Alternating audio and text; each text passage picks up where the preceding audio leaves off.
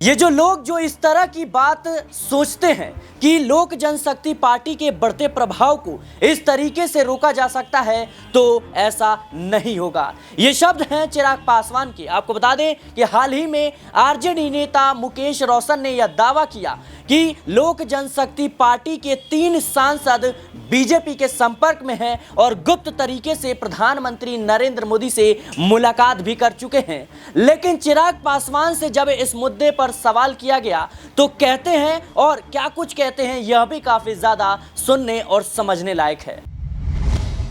Party का राष्ट्रीय अध्यक्ष, लोक जनशक्ति पार्टी रामविलास का राष्ट्रीय अध्यक्ष पद की जिम्मेदारी दूसरी बार मुझे सौंपी गई है। इसके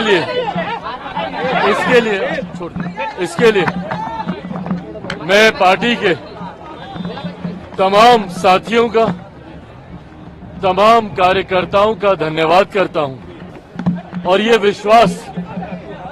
विश्वास दिलाता हूं कि अगले 5 सालों में पार्टी को नई ऊंचाइयों तक लेकर जाने की जिम्मेदारी को पूरी ईमानदारी से और पूरी मेहनत से निभाने का काम करूंगा। ये पार्टी मेरे नेता, मेरे पिता आदरणीय रामविलास पासवान जी के विचारों पर चलने वाली पार्टी है, उनके सिद्धांतों पर चलने वाली पार्टी है। इस पार्टी के राष्ट्रीय अध्यक्ष की पुनः मुझे जिम्मेदारी मिलना मेरे लिए जहां एक तरफ ये हर्ष और गर्व की बात है, तो वहीं ये एक बड़ी जिम्मेदारी भी है और इस जिम्मेदारी को अगले 5 सालों में पूरी ईमानदारी और मेहनत से निभाते हुए पार्टी को नई ऊंचाइयों तक लेकर जाऊंगा।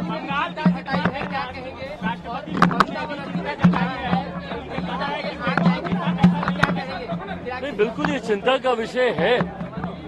और देखिए, जिस तरीके से जितनी घिनौनी ये घटना है, जिस तरीके से इस घटना को अंजाम दिया गया, ये मानसिकता दर्शाता है कि किस मानसिकता से ग्रस्त वो व्यक्ति था जिसने इस तरीके से, इस बेरहमी से इस घटना को अंजाम दिया। ऐसे लोगों का सभ्य समाज में कहीं पर भी कोई स्थान नहीं है और इन लोगों के ऊपर सख्त से सख्त कार्रवाई होनी चाहिए।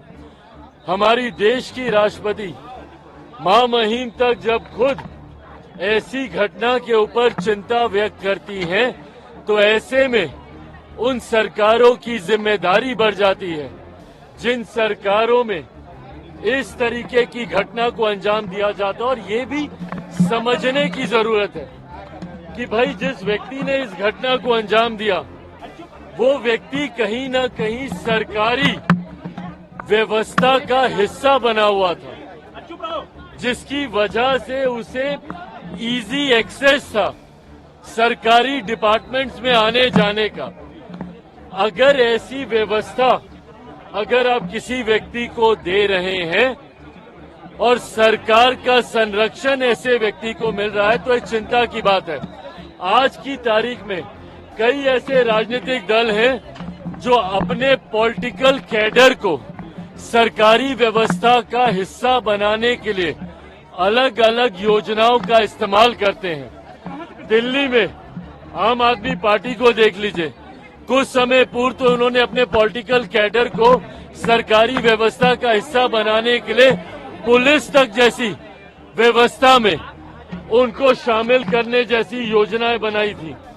ऐसे में जो पॉलिटिकल पार्टी बिना वेरिफिकेशन के अपने पॉलिटिकल कैडर को सरकारी व्यवस्था का हिस्सा बनाती है, ये भी चिंता का विषय है। ऐसे में जिस घटना को अंजाम बंगाल में दिया गया, वो भी कहीं ना कहीं पॉलिटिकल कैडर एक सरकारी व्यवस्था का हिस्सा बनने की सोच के साथ ही वो आगे आ रहा था, जो पूरी तरीके से आने वाले दिनों में बहुत ज्यादा नुकसानदायक हो सकता है। तो पॉलिटिकल पार्टियों को ये भी सोचना चाहिए कि भाई, जब आप उनको सरकारी व्यवस्था का आप हिस्सा बना रहे हैं, तो क्या उससे पहले उनका पूरा वेरिफिकेशन किया गया है, और अगर नहीं किया गया तभी ऐसी घटनाओं को अंजाम दिया जाता है।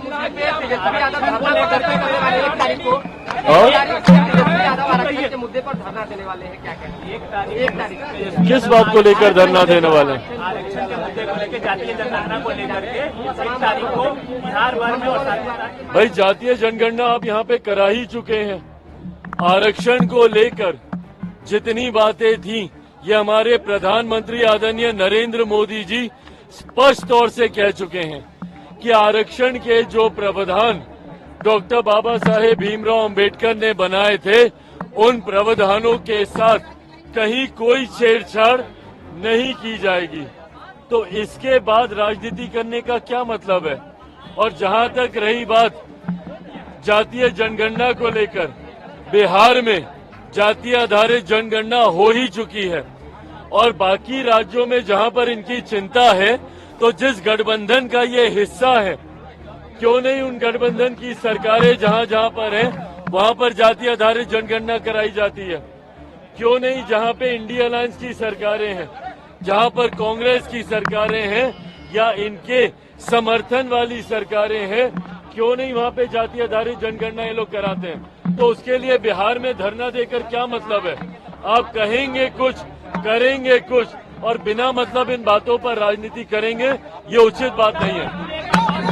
अगर बंगाल चलेगा तो आसाम, बिहार और दिल्ली भी चलेगा। ममता बनर्जी कह रही है कि अगर बंगाल चलेगा तो आसाम, बिहार और दिल्ली भी चलेगी। ऐसे शब्द एक राज्य के मुख्यमंत्री को शोभा नहीं देते।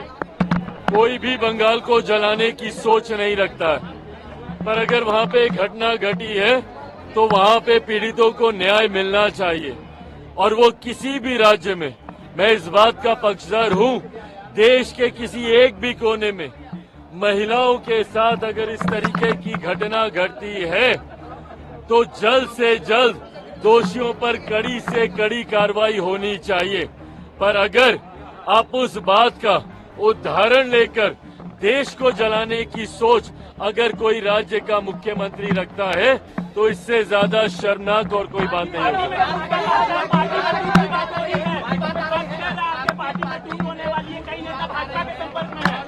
भाई सुनिए ना, कांच की हांडी बार बार नहीं चढ़ती। ये जो सोच ये लोग रखते हैं ना कि भैया बार बार एक ही पैंतरा आजमा लिया जाएगा, मेरे पार्टी के सांसद खुद इस बात का स्पष्टीकरण दे चुके हैं। हर कार्यक्रम में मुझे राष्ट्रीय अध्यक्ष चुने जाने पर भी उन्हीं लोगों की सहमति थी। तो जो लोग सोचते हैं कि भैया इस तरीके की सोच या इस तरीके के र्यूमर्स को हवा देकर चिराग पासवान को डरा लिया जाएगा, ये कांच की हांडी बार बार नहीं चढ़ेगी। ये जो सोच है, जो मंशा है चिराग पासवान या लोक जनशक्ति पार्टी रामविलास के बढ़ते प्रभाव को इस तरीके के र्यूमर से डराकर रोक लेने की विपक्ष की ये सोच कभी धरातल पर नहीं। तो सुना आपने किस तरीके से चिराग पासवान खुले तौर पर भले ही विपक्ष के सहारे चेतावनी दे रहे हैं उन लोगों को भी जो कहीं ना कहीं लोक जनशक्ति पार्टी के बढ़ते प्रभाव से चिंतित हैं। आखिर चिंतित कौन है? चिराग पासवान किसे चेतावनी दे रहे हैं? आखिर लोक जनशक्ति पार्टी के बढ़ते प्रभाव से किसको दिक्कत हो रही है?